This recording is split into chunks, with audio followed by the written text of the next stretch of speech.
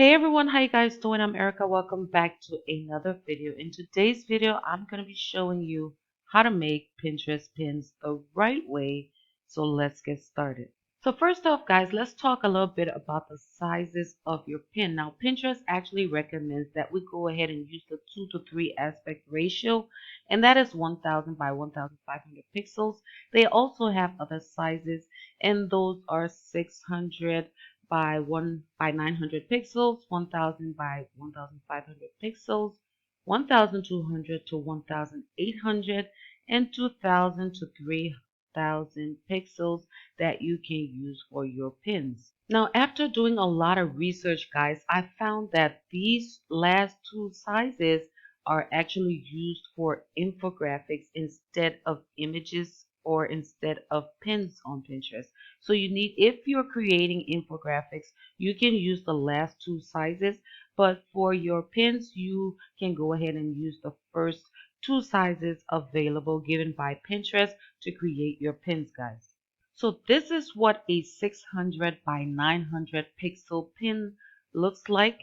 And next you have the 1000 by 1500 pixels. And the ones that I personally use to help me drive a lot of traffic to my blogs is the 564 by 1128. So as you can see, I am still in the range of 2 by 3 aspect ratio, but I have created, this particular size to fit my type of content, and I find that it does pretty well. Now, another size that you can use to create your pins are the 700 by 1350 pixels, and I find that they do well on Pinterest as well. Now, with that being said, I find that a lot of bloggers and content marketers on Pinterest are moving towards the 1000 by 1500 pixels because that is what Pinterest actually recommends. So if you want to go ahead and use it for your pins, it's going to be awesome as well. Now let me show you what all the pins look like side by side, all the different sizes that I showed you guys. And as you can see, this is the 1500 pixels. This is the 700 by 1350.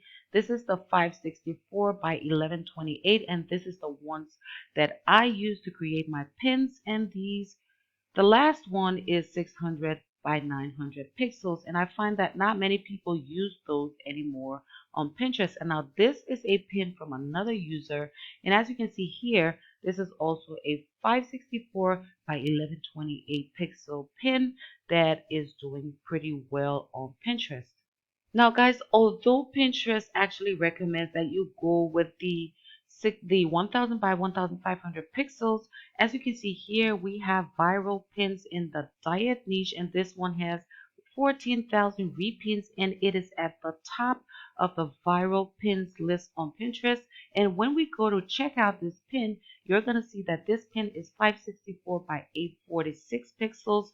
So I highly recommend that you go with the size that fits your brand, because no matter what the size is, if your pins get enough engagement at the beginning of pinning them and they look awesome, guys, you are going to go viral on Pinterest. So next, let's talk about the type of pins that do go viral on Pinterest. And as you can see here on my screen, you have videos at the top.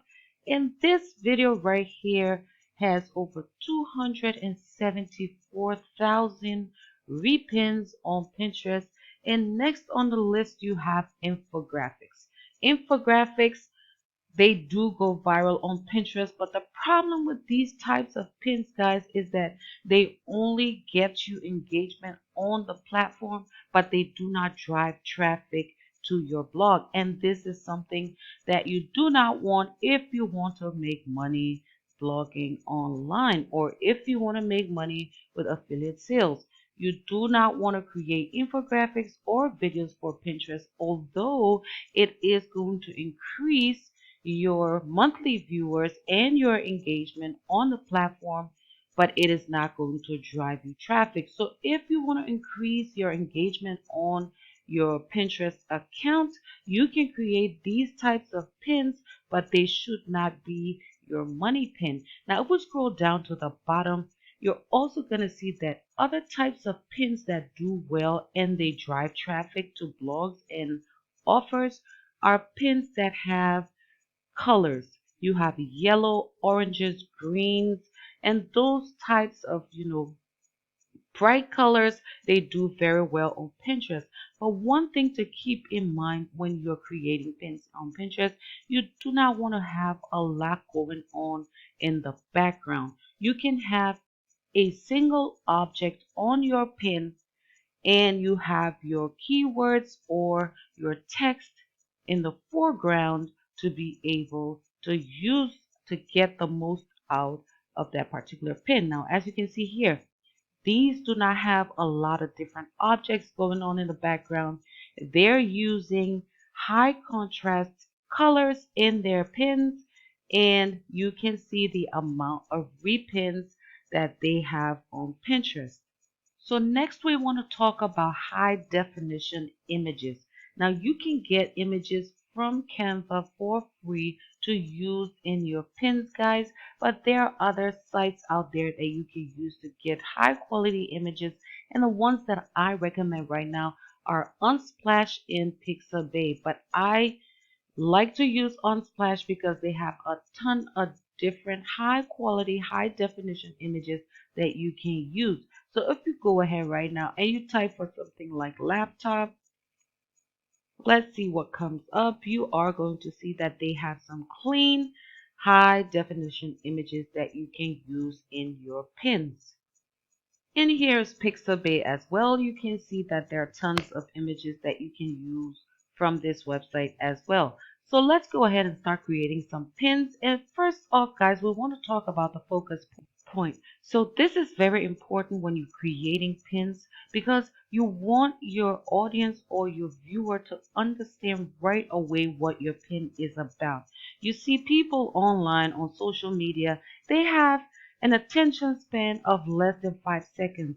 Now, if you can be able to, get your message across to a viewer in less than 5 seconds, you have a higher chance to get a click from that particular viewer. Another reason is you have the eye level. Now, the human, they have this a specific focus point. Some people, they focus directly in front of them at the top of images to read what the text and what the image is about. And then you have people who look at the bottom of the pin, but I do not recommend that you use this. After a lot of testing, I find that pins with text at the bottom do not get, the type of engagement or the clicks that you would want on your pins. Now, another type of pin that I find have very good results are the ones with the focus point in the middle. So you have your text in the middle of your pin and then your image at the background. Now these kinds of pins work best when you have a lot going on in your original image, and then you're going to put it in the background, and then you have this block in the front, then you have your text in the foreground so that people understand what your pin is about. Now, another type of pin that you can use is having your text on the left side. Now, this is good for people who understand stuff on the left side of their brain, and then you have the one on the right side of the brain. You need to keep all of this in mind when you are creating pins.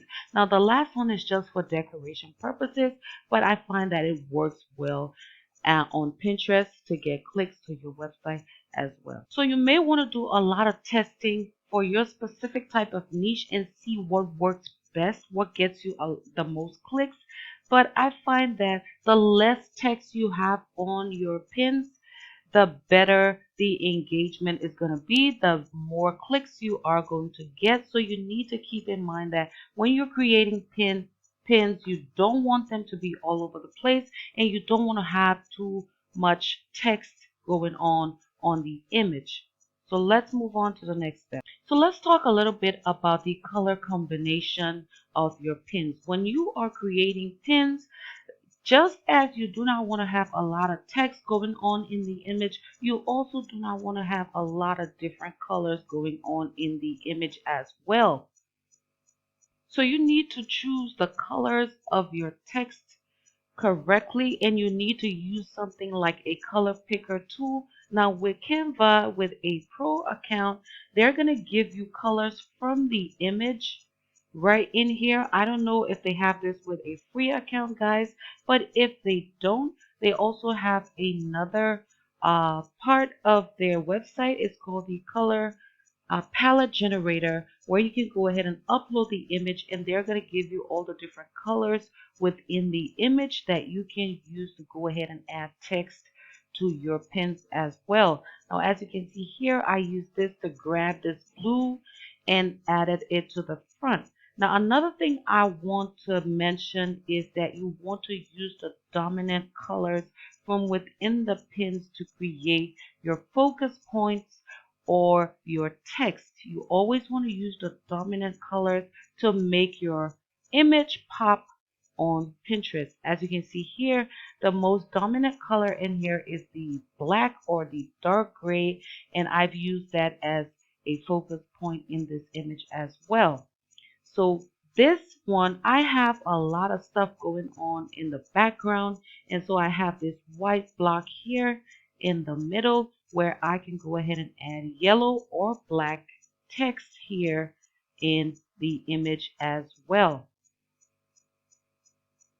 Now, I highly recommend that you go ahead and create backgrounds for your text to make them pop up in the foreground of your images, so that people can read them right away, and you don't have distractions in the background. So if we go to this image right here, guys, I left this uh, image as it is, guys, because it already has a solid clear background that I can go ahead and create my text on. So I did not add an extra element to go ahead and add my text on. So if you have these kinds of images that are simple and they do not have a lot going on, you can just go ahead and add in your text without adding backgrounds for your text.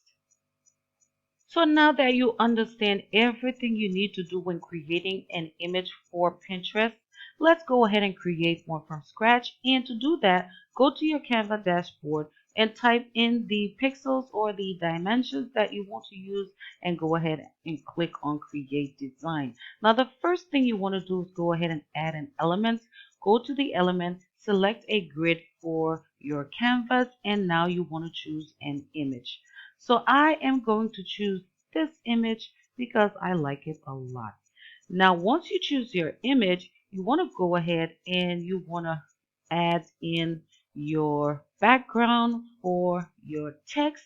So I am going to choose this one just because I like it, but I can also use this solid background as well to add my text in without adding a background color for my text. So once you've added in your image, if you want to add a background, just go to elements and click on this little box up there, and you want to go ahead and size it exactly as you want it to be, guys. Drag it to where you want it to be. And for this image, we're going to use the top as our focus point to add in our text. And I can go ahead and change this using the different colors that I have from my photo here as well. So I'm going to choose that one. And now that I have my background, I want to go ahead and add in some text. So I'm going to go to text, select my text, add in my keywords. Now, as for keywords, you want to add as little as possible text on your image, and you want your message to be clear. But you also want to use catchy headlines to make people want to click through to your blog. So once you go ahead and add in your keywords, guys, you can go ahead and choose your fonts. Just go ahead and play with all of the different fonts. For this one, I'm using the Anton, and I have made it into uppercase letters, and I have increased the size to make it fit the background as well. Now, as you can see, for the second text, I did not add a background, and I think that by adding too many different types of backgrounds, it's gonna make your image look bad, guys. So you want to keep it as simple as possible. Now, as you can see here, I have only 4 words on this image, and it speaks, volumes. So I tell them that this image, I have pencils on the image, and I tell them that go ahead and make money by selling pencils online. So you can go ahead and play around with your images, and this is also something that you want to remember, that whatever you have in the image, you want to have the text relevant to the image as well, so that it explains what your post or what your product is about. So lastly, guys, we have our logo, and you do not want to forget to add your logo to your pins, or else they're going to get stolen on Pinterest. So now you see that I've added an extra element on here, and you can simply do this by going to elements and grab your different box that you want to use. Just click on it and you can resize it and drag it whatever way you want, and you can add it to your text as well. Go ahead and click on it to change the color so that it corresponds with your pin, or I could choose another color from in here and add it to my pin as well. But you want your colors to pop, so you want to use something that is dominant within the image. So there you go. This is how to make pins for Pinterest that are going to get the clicks, that are going to get viral. So I hope you like this video, and I hope you found it helpful. So please don't forget to like and subscribe, and stay awesome until next time.